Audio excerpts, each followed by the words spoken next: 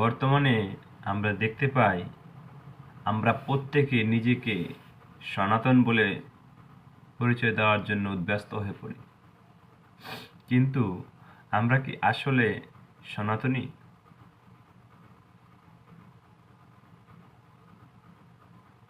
তো আমরা যদি সত্যি সনাতনী হয়ে থাকি তাহলে মুখে না বলে সেটাকে আমাদের কাজ করে দেখাতে হবে। আমরা যে সনাতনী তার পরিচয় আমাকে কাজের দ্বারা বুঝিয়ে দিতে হবে। সনাতনীর প্রচার কিভাবে বৃদ্ধি পাবে সেই দিকে আমাদের প্রত্যেকের ধ্যান দিতে হবে। আরে বাবা, সনাতন ধর্মের বৃদ্ধি তো দূরের কথা, আমরা সনাতনী ধর্ম কিভাবে অধঃপতনে যাবে তার দিকে আমরা বেশি ঠিক সেটা করতে আমরা বেশি খুশি পাই। কেননা আমরা দেখতে পাই কোনো সাধুগণ সাধু বেশে তিলক কেটে রাস্তা দিয়ে চললে তাকে টিটকারি মারতে কেউ এক পাও পিছু পা হয় না। তাকে সাধু হতে সাহায্য করা তো দূরের কথা, তার পিছনে কি করে লাগা যায় তার জন্য সবাই আজকাল আমরা খুবই ব্যস্ত। কত ভালো আমরা সনাতনী।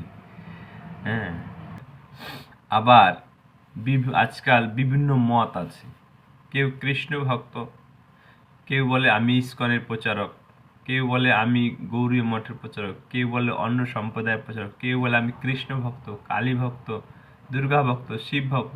এই সব বিভিন্ন রকম পন্থাগুলোকে বেছে নিয়ে আমরা সবাই আলাদা আলাদা হতে চেষ্টা করি। আমরা সবাই বুঝি না এটা যে আমরা যে যারই ভক্ত হই না কেন কোনো সমস্যা নেই, সবার আগে আমরা হচ্ছে প্রত্যেকে সনাতনী। কিন্তু আমরা সেই সনাতনী গল্পটা ভুলে গিয়ে নামেই আমরা বলি সনাতনী, কিন্তু আমাদের মধ্যে প্রত্যেকের মধ্যে বিভেদ করার জন্য সবসময় আমরা ব্যস্ত থাকি। সনাতনী যদি অস্তিত্ব না থাকে, বর্তমানে সনাতনী যদি অস্তিত্ব না থাকে, তাহলে আপনি কৃষ্ণ ভজনই বা কী করে করবেন, কালী ভজনই বা কী করবেন, শিব ভক্ত বা কী ভজনই বা কী করে করবেন? কোনোটাই করতে পারবেন না। তাই আমাদের প্রত্যেকের অস্তিত্ব বজায় রাখার জন্য সনাতনী যখন সমস্যায় আসবে তখন আমাদের ওইরকম কে কোন দলের লোক সেসব চিন্তা না করে সব যে সনাতনী সেই চিন্তাটা করে আমাদের প্রত্যেকের একত্রিত হওয়া প্রয়োজন। বর্তমানে দেখছেন চিন্ময় প্রভু বাংলাদেশের কত কষ্টে আছে, আমরা সবাই অবগতের ব্যাপারে। যখন দেখতে পাই কোনো লোক বাংলাদেশে এত আন্দোলন হচ্ছে, সারা বিশ্বে আন্দোলন হচ্ছে, আমাদের তো এইসব আন্দোলনে অংশগ্রহণ করা উচিত।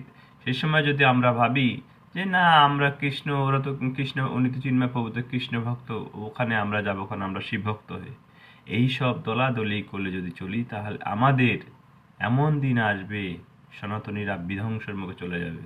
তাই আমাদের এখন একত্রিত হওয়ার সময় প্রত্যেক সনাতনী যে যার